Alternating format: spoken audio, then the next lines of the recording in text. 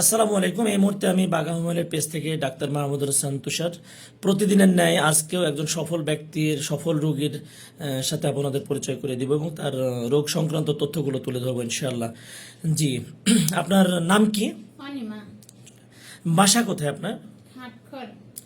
আটকোট সালামপুর। খাটখড় সালামপুর। সালামপুরে। যাই হোক, হিন্দু সম্প্রদায়ের একজন মানুষ উনি উনি আমার কাছে চিকিৎসা করতে আসছেন গত 1 মাস যাবত।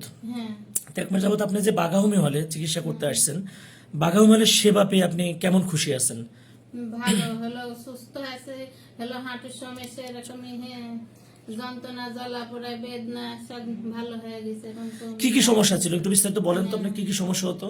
জ্বালা পোড়া করছিল, যন্ত্রণা করে, বেদনা, মাঝের সমস্যা, ইয়া সব এখন মানে মেলাই কমে গেছে। এখন ইয়া হয়ে আছে, ধরেন হাঁটু ব্যথা করতো আপনার, মাজা ব্যথা ছিল, হ্যাঁ, সব এখন ভালোই হয়ে গেছে। আপনার কি বিছানাগত হয়ে গেছিলেন? হ্যাঁ, বিছানাগত হয়েছিলেন? এখন সব তাহলে হোমিও চিকিৎসা কি এর আগে কোথাও করছেন আপনি? কখনো না।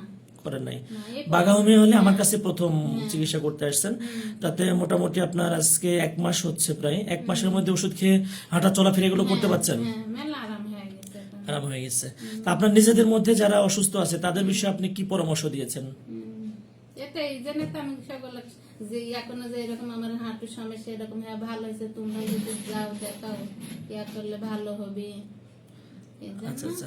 আমাদের যারা অন্যান্য রুগীরা আছে, যারা আপনাকে অনেকে ফেসবুকে দেখবে আর কি, তাই সেই সকল রুগীদের জন্য কিছু পরামর্শ দিবেন আপনি, যে তারা কি করবে আপনার কথা শুনে? আমি মেলা মানুষকে সব বলেছি যে এরকম আমার হ্যাঁ ভালো হচ্ছে, এরকম আপনারাও দেখেন, তাহলে কমবি আর সব। যাই হোক বন্ধুগণ, হ্যাঁ, অনিমা নামের এই রুগীটি আজ থেকে 1 মাস আগে চিকিৎসা শুরু করেছিলেন। ওনার সমস্যা ছিল হচ্ছে হাঁটু ব্যথা, মাজা ব্যথা, ঘাড় ব্যথা করতো, হাত পা ফুলে যেত, বিছানাগত ছিলেন। তো আল্লাহর অশেষ রহমত, ওনার হোমিও চিকিৎসা তার কাজ করছে আর কি। হোমিও ওষুধের মাধ্যমে তিনি 1 মাস হচ্ছে চিকিৎসা শুরু করা, 1 মাসের মধ্যে আলহামদুলিল্লাহ উনি হাঁটা চলাফেরা করছেন এবং অনেকটাই সুস্থ আছেন। দোয়া করবেন তার জন্য, এবং আমাদের পেজ থেকে যারা লাইভ প্রোগ্রামটা দেখবেন আর অন্যান্য যারা এই জাতীয় অসুস্থতায় ভুগছেন, তিনাদের সুখবর হচ্ছে বাঘাহুমাইলে আপনারা আসবেন। আমরা চেষ্টা করব যথেষ্ট মেধা প্রয়োগ করে সুস্থ দায়িত্ব নিয়ে আপনার চিকিৎসা করার। তো ঠিক আছে, আজকের মতো এখানে বিদায় নিচ্ছি। সবাই ভালো থাকবেন, সুস্থ থাকবেন, সবাই শরীরের প্রতি যত্ন নেবেন। আসসালামু আলাইকুম রহমতুল্লাহ।